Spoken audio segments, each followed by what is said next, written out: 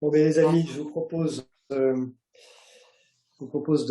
lancer la soirée. Donc, nous avons le plaisir d'accueillir Jean-Marie Cavada. Dois-je présenter Jean-Marie avec son pull rouge? Jean-Marie, qui m'a supporté durant 10 ans au Parlement européen et qui fut député européen entre 2004 et 2019 et évidemment président du Mouvement européen France. Il est actuellement président du parti politique Génération Citoyen et d'un institut dont il nous parlera parce que c'est un institut qui est en prise directe avec le sujet sur la souveraineté numérique de l'Europe, l'Institute for Digital Fundamental Rights. Est-ce nécessaire de parler de la brillante carrière de Jean-Marie en tant que journaliste, la présidence de Radio France, en 98, je crois, à me souvenir, m'avais-tu raconté, hein, c'est ça, jusqu'en 2004, quand tu deviens membre du Parlement européen. Mon cher Jean-Marie, je suis très heureux de t'accueillir, non pas parce que j'ai la nostalgie des années que nous avons passées ensemble, mais parce que chaque fois que je t'écoute, j'apprends des choses. Et je suis persuadé, comme tous les membres du bureau du mouvement européen 92, que nous allons encore une fois sortir plus riches à l'issue de cette réunion. Marie-Laure Charles a la lourde tâche d'animer la soirée et va te soumettre une série de questions, ainsi qu'évidemment nos amis qui eux-mêmes poseront les questions d'une manière tout à fait libre. En tout cas, au nom du bureau, bienvenue chez toi et encore heureux de te revoir, mon cher ami. Et maintenant, je passe la parole à Marie-Laure, qui va gérer cette affaire de 20 mètres. Merci beaucoup Philippe. Bah, écoute, tu as fait tout ce que je devais faire, donc c'est génial, j'ai plus rien à faire. Juste à vous demander une chose s'il vous plaît, avant de commencer nos travaux qui vont durer 1 heure et quart grand maximum, de bien couper tous vos micros, parce que il y a encore des micros qui sont allumés, donc coupez-les tous s'il vous plaît.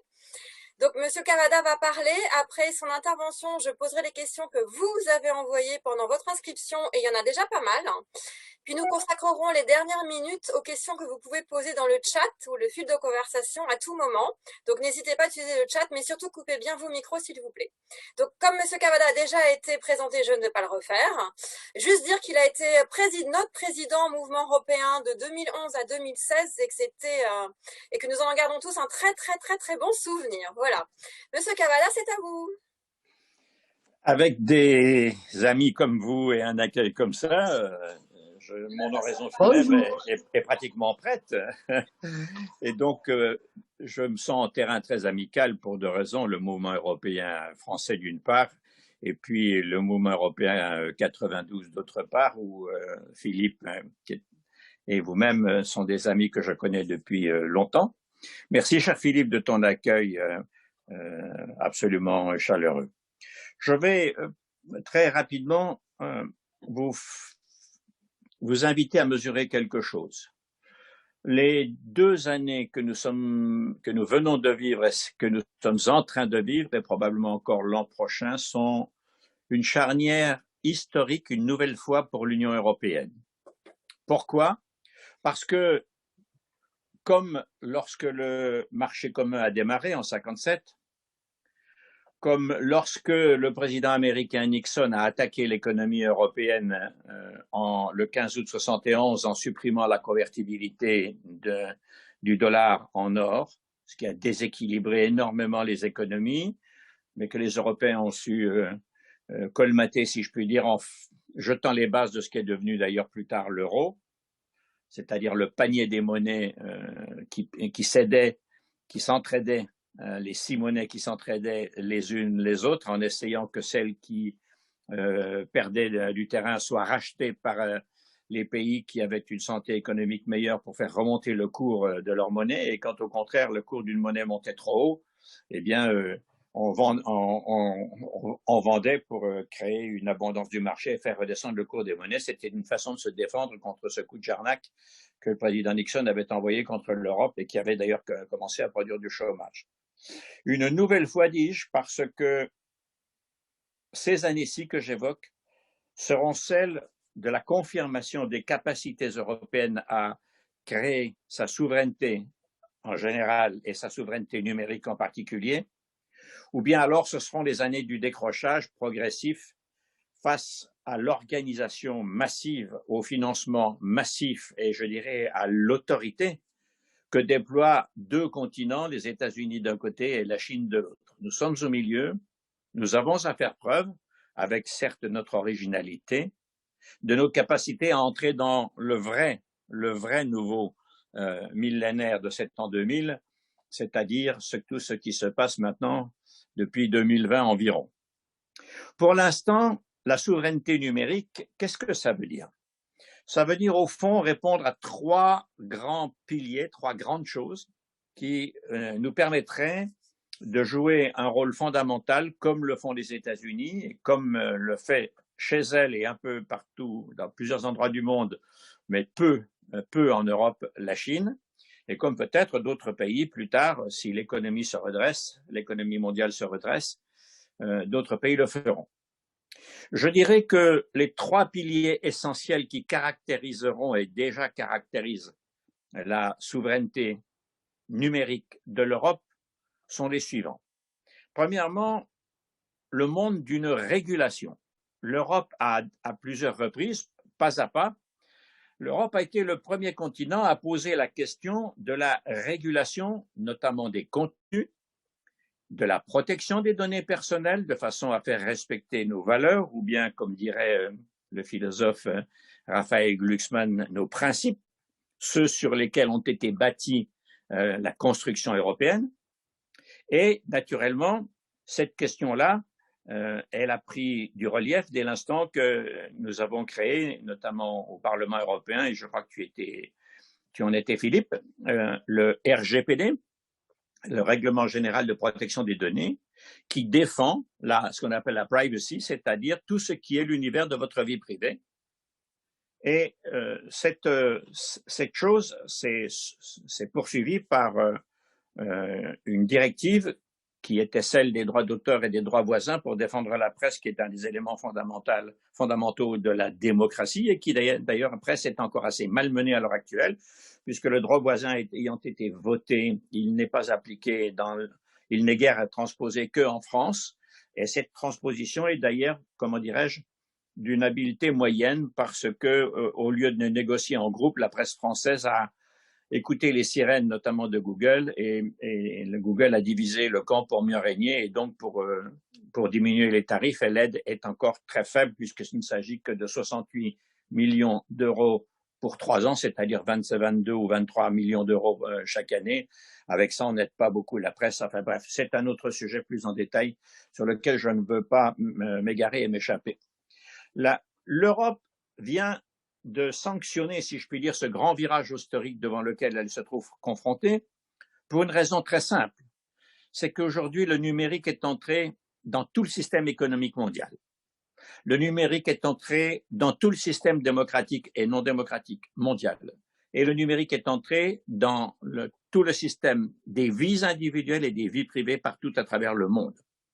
Il faut savoir que ça n'est pas facile d'annuler, si je puis dire, ou faire machine arrière à des grands groupes qui sont d'un terrible capitalisme californien. Ça n'est pas du tout facile de le faire parce que pendant 20 ans, ces groupes se sont comportés à travers le monde, aux États-Unis d'ailleurs, et en Europe naturellement, comme des cow-boys. Les cow-boys, vous vous souvenez des bandes dessinées de notre enfance, hein? C'était des gens qui étaient souvent hors la loi. Que l'on considère aujourd'hui les questions du marché européen, que l'on considère aujourd'hui les questions de la vie privée, que l'on considère les questions qui soient de l'information, la vraie de la fausse, que l'on considère la liberté d'expression avec les censures que l'on a vu opérer par Twitter et par Facebook et d'autres récemment, notamment aux États-Unis. Et encore il y a quelques jours, avec quelqu'un qui critiquait le président indien.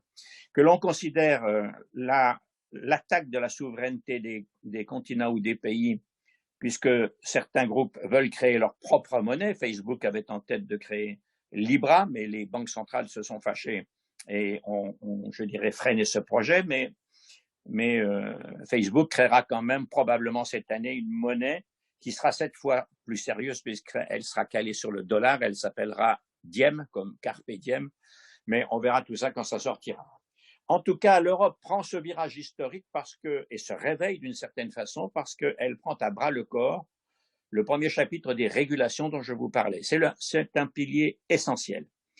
Régulation, il y aura dans 2 domaines. Le 15 décembre, la Commission européenne a fait tomber 2 gros dossiers, l'un de 90 pages à peu près et l'autre de 120 pages, qui sont d'une part la régulation du marché économique, des règles du marché, on appelle ça le DMA, Digital Markets Act, et puis d'autre part les règles des services et des contenus, c'est-à-dire tout ce que je vous dis sur la privacy, sur la fausse information, sur la protection des données personnelles, qu'on appelle le DSA, Digital Services Act, DMA, DSA.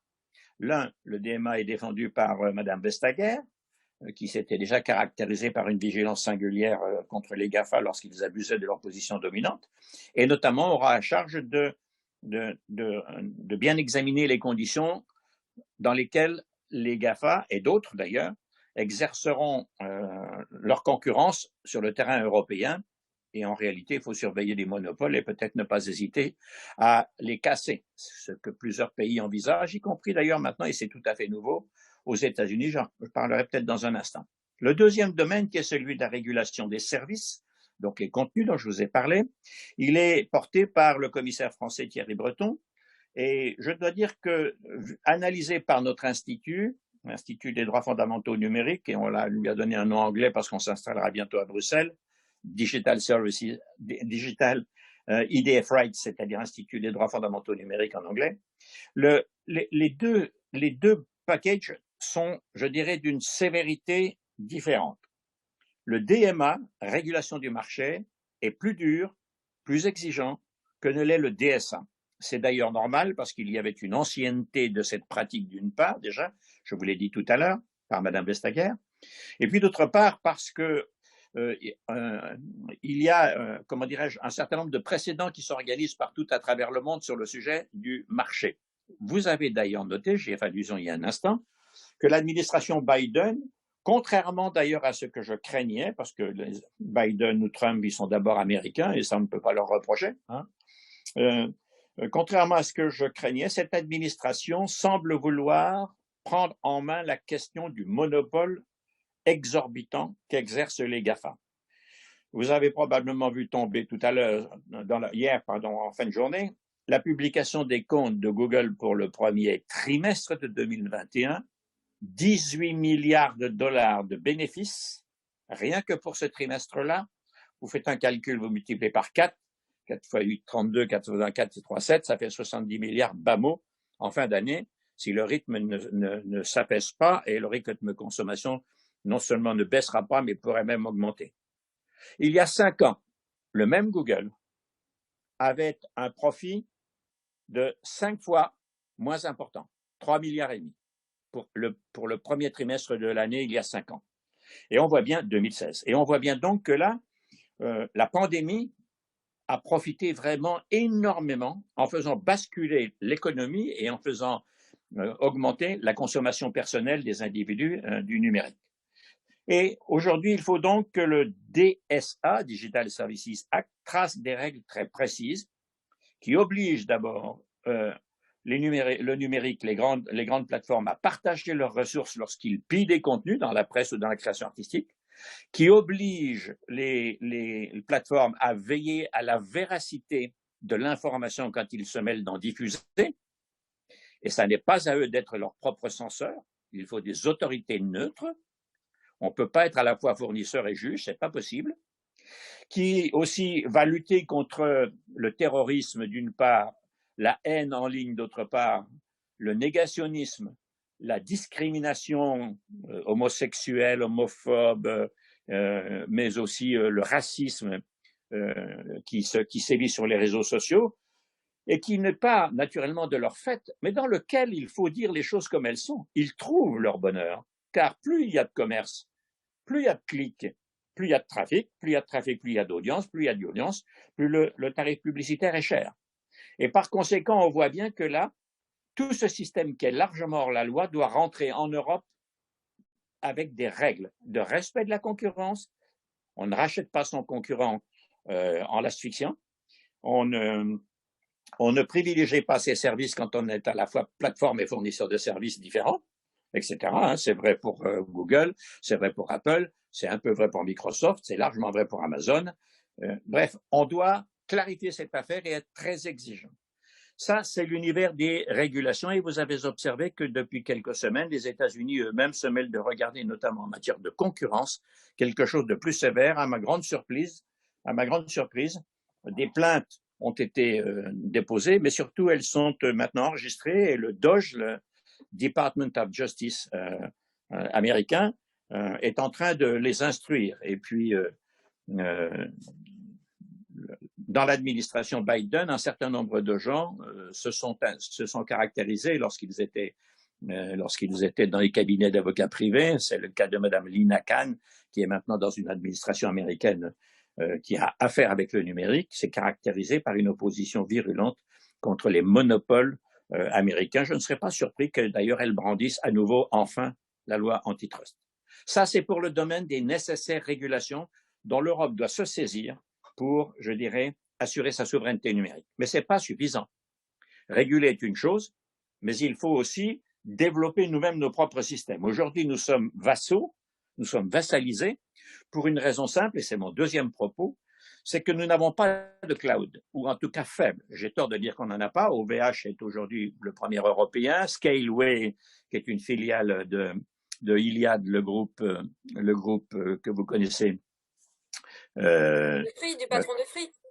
Oui, absolument, du patron de Free, oui, absolument. Scaleway, donc, est aussi une société qui développe des clouds. Il y a des clouds européens, mais il n'y a pas des clouds suffisamment massifs aujourd'hui pour rassurer ceux qui en sont les utilisateurs, et notamment deux types d'utilisateurs. Les industries, les entreprises.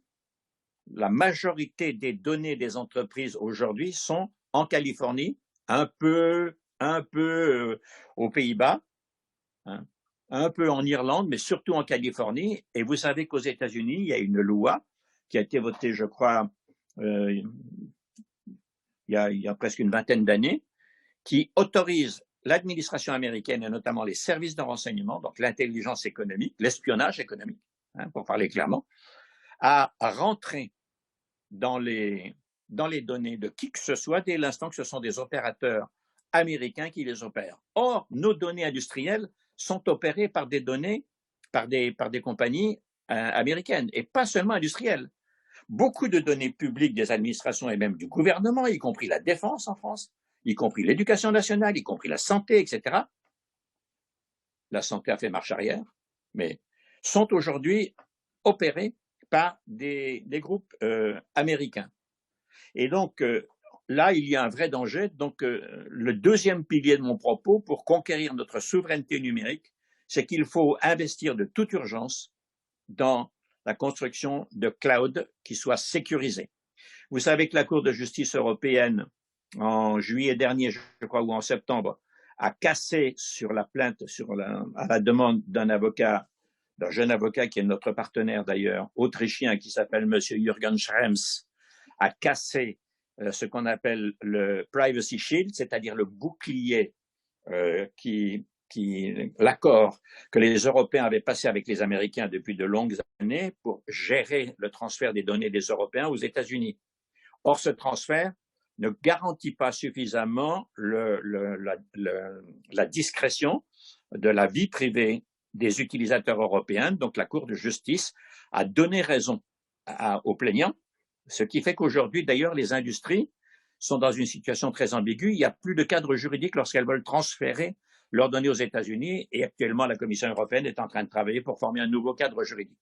Là, c'est la deuxième condition, avoir un outil industriel, des clouds, de taille suffisante pour héberger, notamment si je prends que l'exemple français, la plupart des entreprises du CAC 40, on peut aller les lire en Californie. Le troisième point que je voudrais dire qui caractériserait notre souveraineté et qui est absolument nécessaire, il n'est pas d'ordre numérique, bien que le but soit le numérique, il est nos capacités d'investissement à nous Européens. Notre capacité d'investissement est faible. Si vous regardez le plan de relance du président Biden, on va se retrouver à 3 800 milliards de dollars, près de 4 000 dans différents secteurs.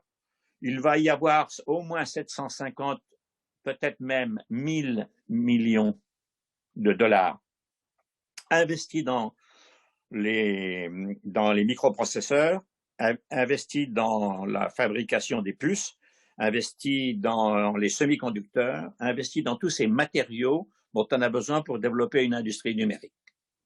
Les Européens sont dans une situation tout à fait étrange.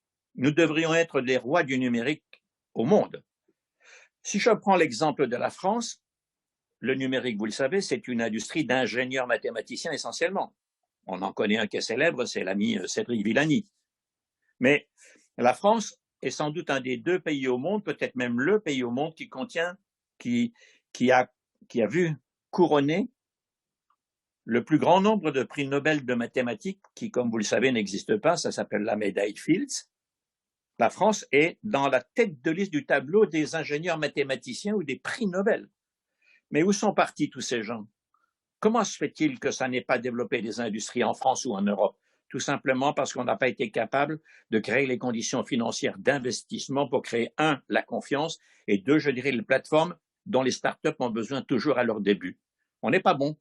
Et donc, il faut que ceci change. Vous avez vu que dans le plan de relance des Européens, qui est d'ailleurs une très bonne chose dans la mesure où c'est enfin un plan de relance, comment dirais-je, unitaire, avec une dette européenne et non plus pays par pays, ce qui est très bien parce que ça donne confiance et il tiendra cette dette. Ce plan de relance consacrera probablement une bonne centaine de milliards d'euros au numérique. La France y mettra d'ailleurs le paquet, mais enfin, tout ça est petit, c'est quand même une faible dimension par rapport à la dimension américaine. Et je ne vous parle même pas de la dimension chinoise qui, un jour ou l'autre, pourrait déferler sur le continent européen. Enfin, une dernière chose. Les capacités d'investissement, elles reposent sur la confiance. Il faut donc créer le climat, les conditions d'une confiance à investir qui se caractérisent par 2 choses essentielles. Une stabilité juridique d'une part et d'autre part, je dirais, un rendement de l'investissement. Et ces 2 conditions, si elles sont remplies, alors, avec la régulation des données, avec la construction et l'investissement industriel dans les clouds, nous aurons sur ces 3 piliers que je viens de vous rappeler, investissement, cloud, régulation, nous aurons les conditions de créer une souveraineté numérique européenne où nous sommes pas plus mauvais que les autres, mais nous sommes trop faibles. Nous sommes lilliputiens, nous n'avons pas suffisamment de capacité de développement. Et de cette façon-là, il faut faire un sursaut énorme. C'est le grand virage historique que l'Europe a compris, ça c'est bien, mais pour lequel elle dispose encore, à mes yeux, et aux yeux de l'Institut et des économistes qui travaillent avec nous, de moyens insuffisants. Ben voilà tout ce que je voulais vous dire et je suis à votre disposition. Merci beaucoup, Monsieur Cavada. Même moi, j'ai appris plein de choses. Pourtant, c'est un peu mon métier, mais j'ai appris plein de choses. Juste pour info, la puce, donc les chips qu'on a dans nos téléphones, etc., c'était fait en France. C'est des années 80. C'était un ingénieur Moreno, Monsieur Moreno. Absolument. Donc, il était chez Thomson, qui est devenu Thales. Et il y a Albert Fert aussi, qui a eu prix Nobel de physique en 2007. Et c'est pour la compression des données. Donc, les 2, c'est quand même des Français. Mais c'est vrai que malheureusement, c'est les Américains les champions. Mais vous allez en Californie, vous trouvez beaucoup d'ingénieurs français dans les GAFA. Bien sûr, bien sûr. Nous avions une question posée par... Vous êtes allé trop vite, Monsieur Cavada. Quoi? Par Monsieur Michel Desflin et moi-même. En Europe, on a le moteur de recherche Quant, donc QWANT, donc qui est français et maintenant qui est franco-allemand. Comment peut-il atteindre le niveau de notoriété européen voilà, comment peut-il atteindre un bon niveau en Europe, parce que malheureusement, il n'est pas assez connu. Alors, vous parlez de Quant, c'est ça? Oui, oui. Et Quant, comme vous savez, a eu beaucoup de déboires économiques parce que la gestion a été un petit peu imprudente et on a beaucoup reproché à son patron, M. Léandri, cette gestion. Il l'a d'ailleurs quitté pour reformer autre chose. Quant à redresser ses comptes, mais je n'irai pas plus loin parce que je ne connais pas sa situation interne, mais c'est un des acteurs tout à fait possibles. J'ai cité OVH, j'ai cité Scaleway, que peu de gens connaissent d'ailleurs parce qu'ils sont assez discrets. Scale comme l'écaille du poisson, Scaleway. Et là, il y a des moyens financiers tout à fait importants, mobilisables. Quant, je ne sais pas du tout où ils en sont dans cette affaire avec la venture allemande.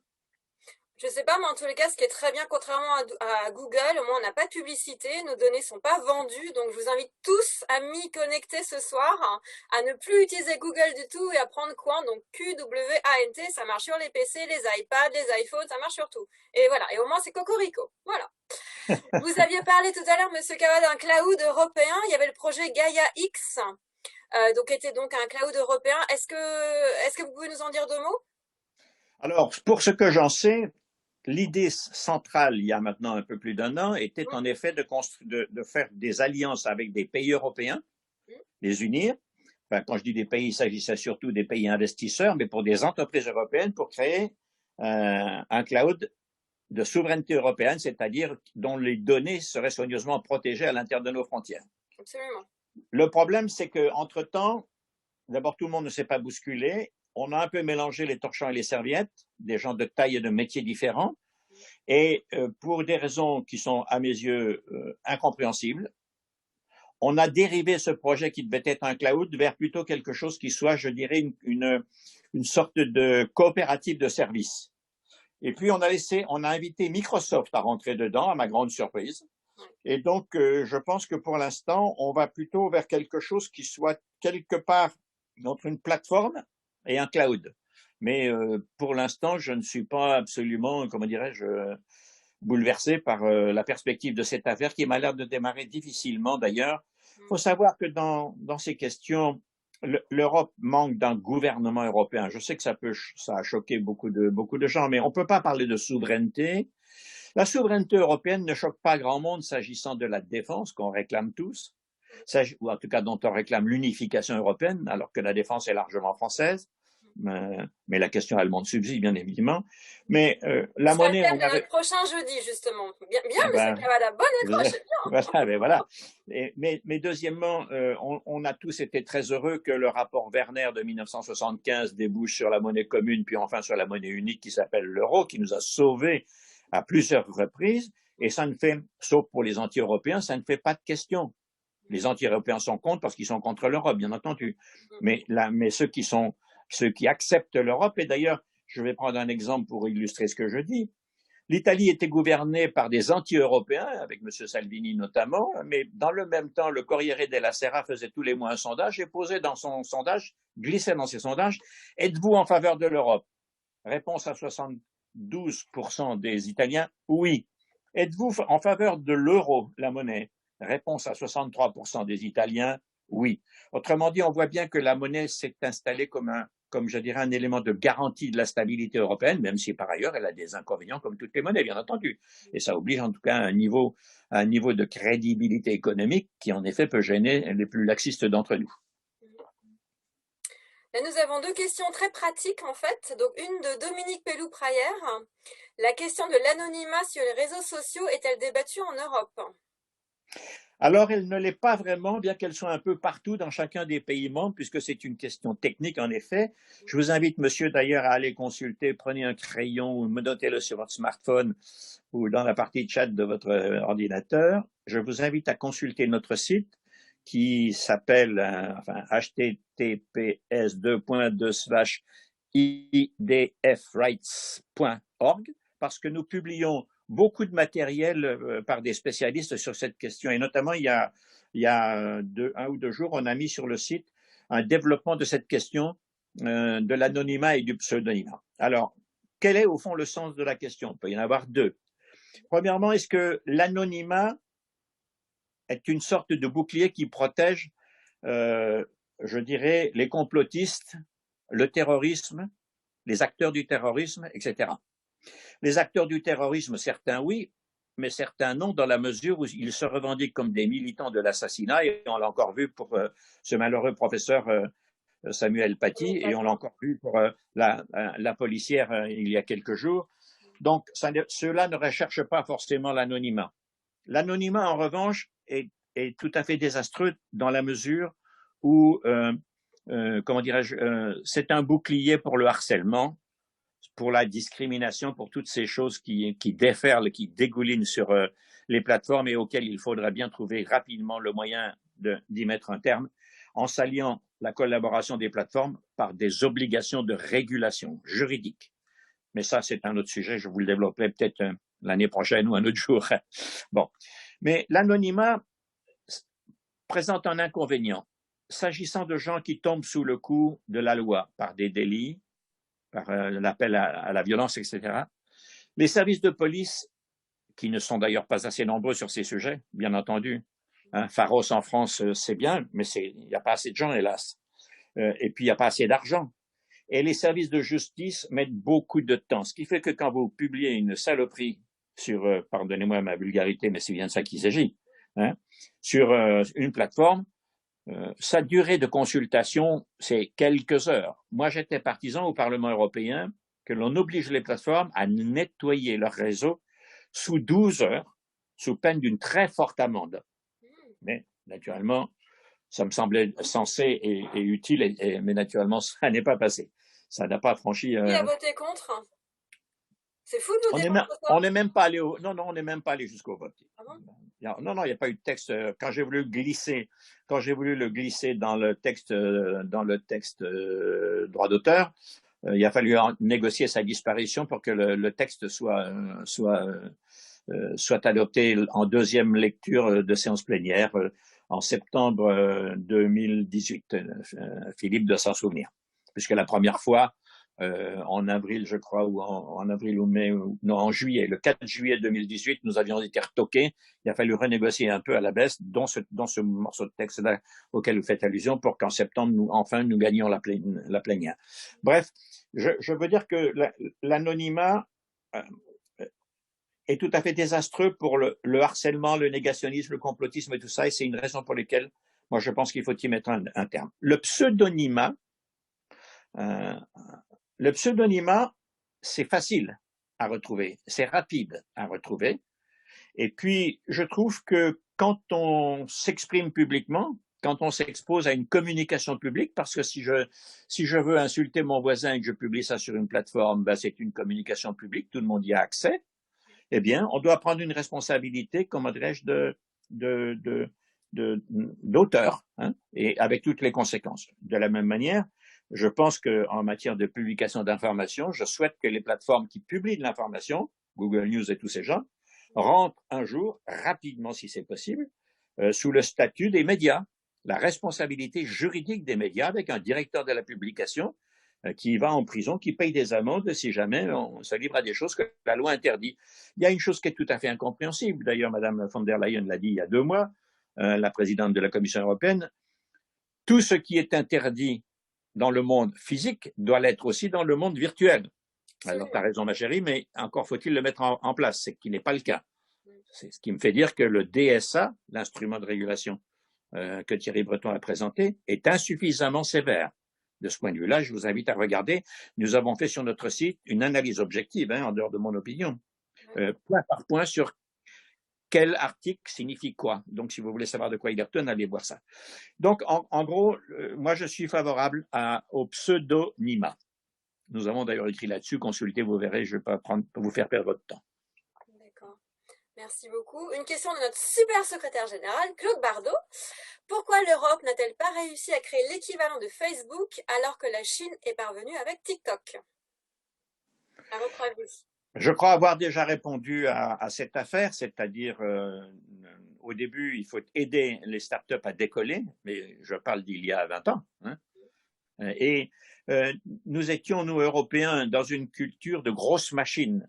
Si je prends les Français, vous vous souvenez du plan calcul, vous vous souvenez de Jacques Stern, le président de Bull, Newell Bull, et tout ça est tombé un peu en déconfiture sur le sujet, en tout cas, de la transmission de messages, pour une raison simple, c'est que pendant qu'on bâtissait à coup de, comment dirais-je, d'investissements d'État énormes, des bricoleurs de génie, dans des coins de garage, voyaient petit, et avec ce petit, ils sont devenus grands. Absolument. C'est ce qui s'est passé. Alors, je ne parle pas de Zuckerberg, dont je tiens à vous dire que c'est un voleur. Il a volé la technologie de 2 frères qui s'appellent les frères Winklevoss, Winklevo2S, lesquels ont intenté un procès à Zuckerberg, et Zuckerberg leur a payé un dédommagement, il y a longtemps de ça, 65 millions de dollars pour solde de tout compte. Aujourd'hui, de toute façon, c'est de la monnaie de la sortie de la messe, c'est 65 millions de dollars, parce que on voit, je vous disais tout à l'heure, les profits de Google, ceux de Facebook sont aussi colossaux. Alors même si Facebook est plus petit que Google, on va se retrouver avec des profits probablement de l'ordre de, je dirais, annuel d'au moins 30 à 40 milliards de dollars. C'est la raison pour laquelle je me suis permis d'ailleurs, par parenthèse, chers amis, je vous le dis, après avoir consulté un certain nombre de gens, de lancer l'idée, qui d'ailleurs ne voyage pas beaucoup, qu'il y a des précédents de compagnies qui s'enrichissent avec le malheur d'un continent ou du monde. Il y a notamment la Deuxième Guerre mondiale. Bayer a dû payer très cher, Volkswagen a dû payer très cher, et d'autres que je n'ai pas en tête, d'avoir collaboré avec un régime qui a détruit l'humanité. Bien sûr, les GAFA ne détruisent pas l'humanité, pas de cette manière. On ne peut pas les accuser de ça. Et d'autant plus que s'ils nous portent tort, nous sommes d'ailleurs largement nous-mêmes complices involontaires avec les données par notre trafic.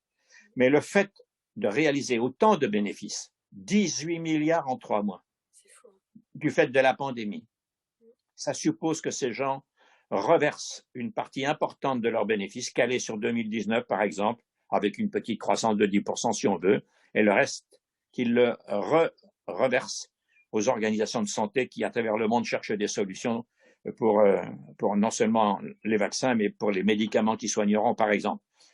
Les gouvernements devraient, dans cette affaire, se montrer un petit peu adultes et sérieux, parce qu'il n'y a aucune raison morale et il n'y a pas de raison fiscale non plus. Ce fric énorme il tient à quoi?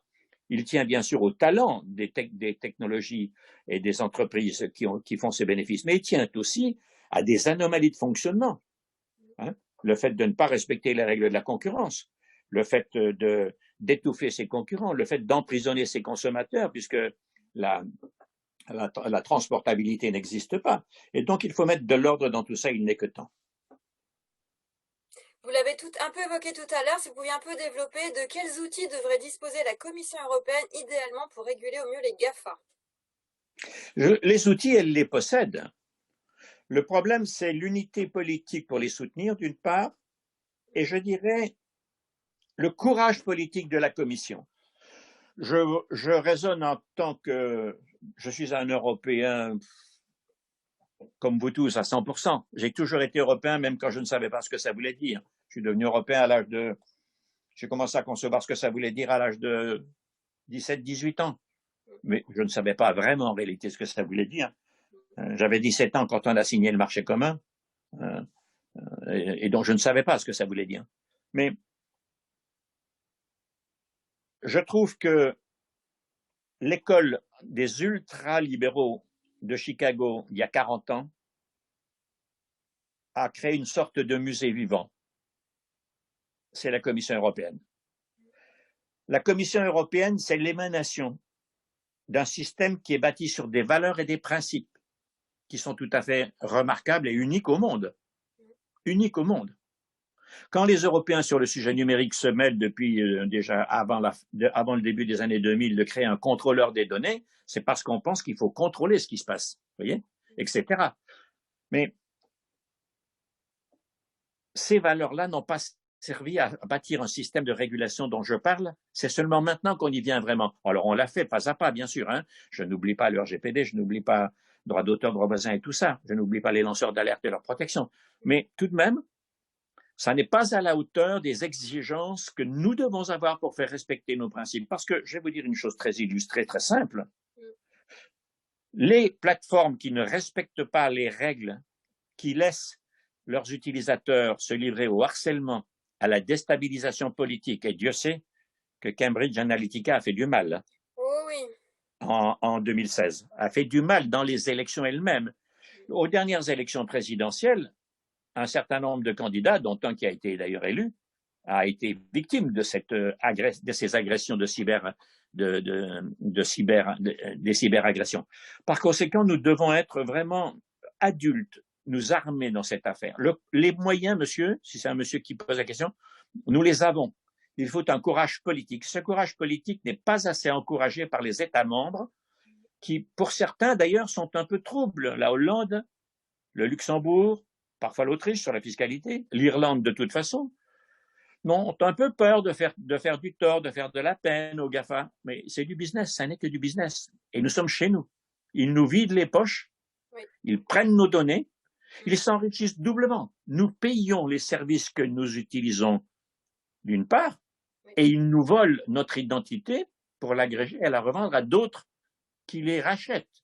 Ils se servent deux fois de nous. Vous voyez bien qu'il faut mettre de l'ordre dans tout ça. Et c'est la raison pour laquelle je pense, vous avez raison de poser cette question, les outils politiques, c'est la loi, avec les instruments de contrôle. Encore faut-il avoir le courage d'y aller. Vous savez, quand on a fait la directive droit d'auteur, on a été menacés, beaucoup d'entre nous. Moi, j'ai été personnellement menacé pour ma famille. Ah oui. On a carbonisé mon ordinateur. Je crois que celui du président du Parlement européen aussi, et je ne suis pas le seul. Wow. On avait en une nuit 7000 messages diffusés par des robots. Mais c'est un rapport de force. La loi est supérieure à l'intérêt particulier. C'est ça dont il faut se saisir. Nous sommes trop conciliants dans la mesure où nous ne nous pensons pas comme une entité souveraine et une entité politique.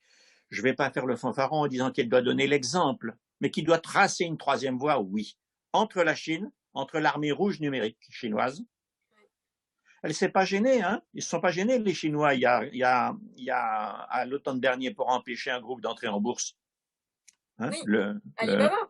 Oui, enfin, le groupe entier, pas que Alibaba. Alibaba appartient à un groupe qui s'appelle Ant.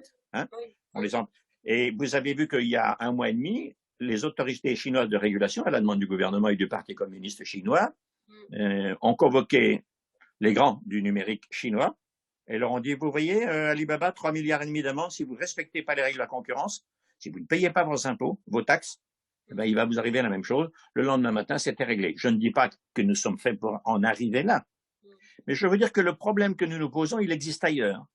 Il y a la façon américaine, les lois. Il y a la façon européenne, les lois. Il y a la façon chinoise. Et l'autorité. Dans la même lignée, la CNIL, donc qui est franco-française, est-ce qu'il serait possible d'avoir une CNIL un peu européenne? Et est-ce qu'elle peut vraiment réguler? Est-ce que la CNIL, on l'a, mais franchement, ils ne servent pas à grand-chose, quoi. Ah non, je ne suis pas de votre avis, Marie-Laure. Vous êtes très sévère. Oui, excusez-moi. Hein. Excusez-moi. Par exemple, dans l'affaire de l'agrégation des données de santé, c'est la CNIL qui a obligé le gouvernement à revoir sa copie et son alliance avec Microsoft et à sortir d'une alliance avec Microsoft. Non, la CNIL est un instrument qui, avec Marie-Laure Denis, ça fonctionne. Je dis pas elle a un beau prénom, ça doit être un atout, oui. Non, ça fonctionne très bien. Mais alors, du point de vue européen, les CNIL européennes se réunissent dans une organisation qui est l'Organisation européenne des régulateurs, mais c'est un organisme d'échange d'informations, ça n'est pas une autorité. C'est bien ça qui manque. C'est bien ça qui manque. On va, du coup, comme vous avez parlé de la santé, on va y venir. C'est une question d'Éric Bresson, donc c'est plutôt une question d'actualité. Comment gérer le nouveau certificat vaccinal sans faire de discrimination ou de disparité entre les citoyens européens? C'est une question théologiquement importante, intéressante, c'est vrai. Mais je vous dirais, j'aime pas ce que je vais dire, mais je ne sais pas dire mieux. La première des libertés, monsieur ou madame, je ne sais pas qui. Éric Bresson, donc monsieur. Monsieur, voilà. La première des libertés, c'est la vie. Parce que quand on est mort, on n'en a plus besoin. J'ai, dans mon entourage, pas immédiat, pas ma famille, mais un peu plus loin, perdu 2 amis en 2020. Franchement, leur famille, vous imaginez bien tout ça. Après, en quoi est-il discriminatoire? Moi, j'étais partisan qu'on rende la vaccination obligatoire. On le fait pour les enfants. Quand vous naissez, au bout de quelques mois, votre enfant, il reçoit 11 vaccins. Dites-moi le mal qu'il y aurait à ce qu'il en reçoive un 12e. Et en attendant, puisqu'on n'en est pas là, en attendant que tout le monde se fasse vacciner, c'est un acte non seulement de civisme, mais je dirais presque devant la loi d'assistance à personne en danger, en tout cas de non mise en danger de la vie d'autrui. Bon, ça n'est pas obligatoire, c'est comme ça. Il y a des raisons, en effet. On peut en effet dire qu'il faut respecter, etc. Très bien. Bon, je trouve que ça ne rend pas service à la liberté fondamentale qui est celle de ne pas être dépendant économiquement, qui est celle de ne pas être dépendant d'un certain nombre de choses. Mais passons. Et en tout cas, le passeport vaccinal, à mon avis, s'il est, comment dirais-je, décidé par l'Europe, ce sera parce que l'ensemble des pays membres, en gros, seront d'accord, ou la majorité, va devenir très rapidement usuel. Vous verrez. Je suis très frappé d'une petite expérience. Tous contre le Covid, ce fut un bide. Enfin, la première expérience, je ne sais pas si elle s'appelait comme ça, non, tous anti-Covid, je crois. Tous anti-Covid. Voilà. Et la deuxième expérience, il y a maintenant 19 millions de Français qui sont dessus. Et qui maintenant, naturellement, ont le QR code sur cette même application pour montrer s'ils sont vaccinés ou pas.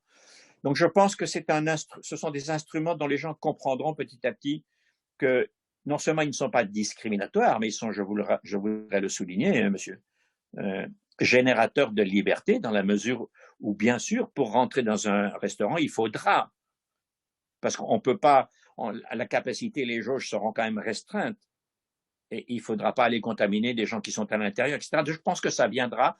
Moi, je n'y vois pas, ça n'est pas là que je vois le mal. Le mal, pour moi, c'est que les données de santé, qui sont quand même d'une extrême intimité, s'en aillent d'Europe. Pourquoi?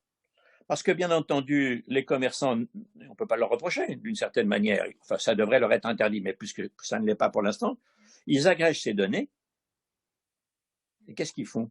Ben, ils font comme ils font avec la publicité. Ils les revendent aux marques, aux compagnies publicitaires, etc. Bien sûr. C'est un sujet de publicité, l'agrégation, et on ne va pas s'en tenir là.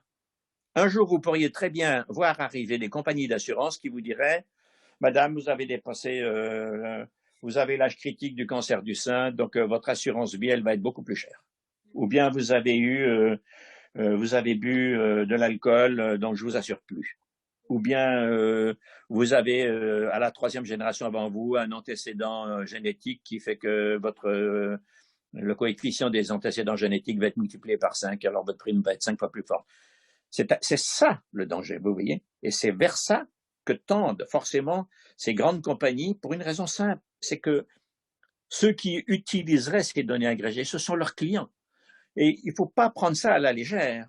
En Australie, dernière chose que j'ai regardée en détail il y a un peu plus d'un mois, quand il y a eu la bataille de Facebook avec le gouvernement australien qui avait très très bien travaillé. En Australie, quand vous investissez en publicité $100,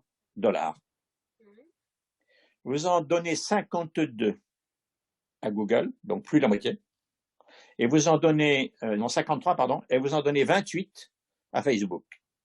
Ça fait 81, il en reste 19 pour tous les autres, c'est-à-dire rien. Les agences de publicité sont en train de mourir et les annonceurs sont en train d'être emprisonnés. Et c'est ça qui se passe aussi en France. Petit à petit, c'est ça qui est en train de se passer. Il faut classifier les métiers. Par exemple, Amazon, qui est à la fois distributeur, cloud, et qui maintenant veut rentrer dans la confection, enfin dans la construction de 5G, on devrait interdire le cumul de ces métiers complémentaires, parce que si vous regardez bien, l'agrégation des données, prenons Facebook, 1,7 milliard de comptes, c'est-à-dire demain s'il veut faire sa monnaie, il a 1,7 milliard de clients potentiels qu'il peut joindre, à qui il peut proposer son offre de marché, etc. Il sait ce que vous dépensez, où vous allez, etc. Il sait ce que vous consommez. Il vous tient d'une certaine manière par la capacité à vous joindre tout le temps, tout le temps, tout le temps. Si ce n'est pas lui, c'est Google avec un Google Home. Ils savent ce que vous voulez, ils entendent. Et vous savez qu'il y a eu un scandale, puisqu'ils avaient recruté une équipe pour faire écouter avec des casques ce que disaient les familles à l'intérieur de leur maison, grâce au Google Home, etc. Et donc, ils savent aussi ensuite comment fournir. Fournir au niveau supérieur les grandes compagnies qui ont intérêt à avoir de l'information agrégée, et au niveau inférieur, à organiser votre consommation. C'est ça qui est très dangereux. Mais ils ne se tiennent pas à ça, vous voyez. Les réseaux de transmission au milieu, entre les plateformes d'une part et votre smartphone d'autre part, les réseaux de transmission, ils veulent se mêler maintenant de le construire. Ils sont en train d'investir. Hein? Il y a 300 milliards qui ont été dégagés récemment par, je ne sais plus si c'est Apple ou Google, qui a investi dans la construction de 2 câbles transatlantiques entre les États-Unis et l'Europe, etc. Donc on voit que c'est une prise en main de la population mondiale pour ses goûts, pour son expression, pour son comportement. et pour les règles de la démocratie qui inévitablement sont atteintes. Il ne faut pas rire avec ça. Ça n'est pas une légèreté. C'est très important. Juste pour information, avant les câbles sous-marins, nous, les Français, on était champions du monde avec ex-Alcatel. Ça s'appelait Alcatel à l'époque. Bon, maintenant, ça a changé de nom. Le nom m'échappe. Mais on était très, très bons là-dedans. Vous parlez de Lucent maintenant, non? Non, non, c'est plus Lucent. Non, heureusement, ça n'a pas fini avec Lucent. Heureusement, non, non. Ça s'appelle, non, non, c'est pas Lucent. Ça s'appelle, le nom m'échappe, ça va me revenir. Enfin bon, c'est encore sous pavillon français et un peu chilien aussi. Il y a du capital chilien, de Chili maintenant, dedans. Une dernière petite question, Monsieur Cavada, puis on vous libère. Non, moi je suis très bien avec vous. Je suis très bien. Non, mais on aura passé notre heure ensemble. Alors, qu'en est-il de la digitalisation des services publics des autres États membres? Moi, de mémoire d'un petit déjeuner qu'on avait organisé au Sénat, quand la Slovénie avait la présidence du Conseil de l'Europe, ils nous avaient dit qu'ils étaient champions d'Europe, voire champions du monde. À part la Slovénie, dans l'Europe, qui sont les autres champions? J'ai pas un tableau exhaustif. Alors, c'était pas la Slovénie présidente du Conseil de l'Europe, mais de l'Union européenne, vous voulez dire? De l'Union européenne, pardon. Oui, c'est ça, oui, pardon. Alors, la Slovénie, oui, est toujours très en pointe. Oui. Les pays les plus en pointe en Europe sont les pays baltes. Ah oui, d'accord. Très, très en pointe. Ouais. Pour une raison assez simple, leurs dirigeants ont fait leurs études aux États-Unis depuis maintenant 2 générations. Ils ont été baignés dans cette affaire. Quand ils sont arrivés au pouvoir dans leur propre pays, ils ont tout de suite investi dedans. La Slovénie, vous avez la carte d'identité numérique qui vous sert à faire à peu près tout, y compris vos achats. C'est extrêmement. Si vous voulez savoir où en est le numérique dans, je dirais, 5 ans, ben vous allez à Vilnius, vous allez à Riga, vous allez à Tallinn et vous verrez tout ça. Oui, vraiment. Ce sont les 2 pays les plus en pointe, ça c'est tout à fait clair. La Hollande en Europe, les Pays-Bas, pardon, avancent bien. La Suède, les pays nordiques, probablement, peut-être à un moindre niveau certainement à un moindre niveau que la Slovénie et surtout les pays baltes, mais quand même c'est des pays en pointe. Et les pays l'Allemagne, je n'ai pas d'informations, je ne vais pas m'avancer, mais ça doit être probablement quand même assez avancé parce que la décentralisation est un outil, d'initiative évidemment très intéressant. Hein.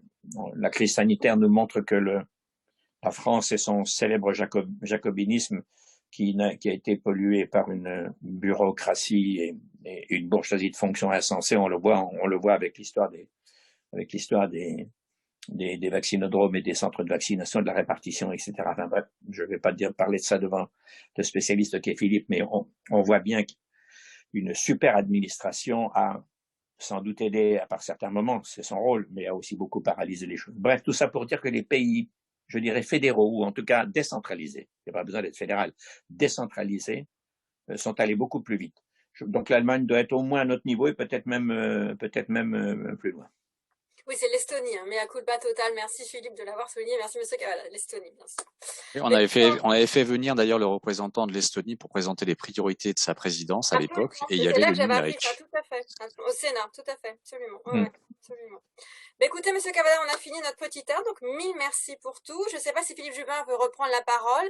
Dans un mois, on a un rendez-vous avec Arnaud Danjean, donc on parlerait de l'Europe de la défense, justement. Est-ce que Philippe est là. Philippe, je te laisse le mot de la fin. Marie-Laure, merci infiniment. Tu as été, comme d'habitude, très efficace. Merci Jean-Marie. Merci à vous tous. Un plaisir, hein, Philippe. Un plaisir, cher Philippe et Marie-Laure et tous les membres. Merci de votre accueil. Ce qui est bien, Jean-Marie, c'est comme tu es sur un sujet qui est évidemment fondamental parce qu'au fond, ce qui marche dans l'Union, c'est le marché intérieur, le marché unique. Et maintenant, il nous reste à faire le marché unique numérique. Donc, nous avons plusieurs décennies de réunions Zoom ensemble. Pour faire le point sur l'avancée du marché unique numérique. Merci infiniment Jean-Marie, merci à vous. C'est un plaisir. Et puis à bientôt. Et bonne chance au 92, MEF 92. Merci. Merci à vous tous, au revoir. Au revoir tout le monde. Salut. Bonsoir. Ah, ce sont des gens sympathiques, franchement. Monsieur Cavada, vous êtes toujours en ligne. Oh, pardon. Bon, je vais dire du mal alors. Au revoir. Au revoir.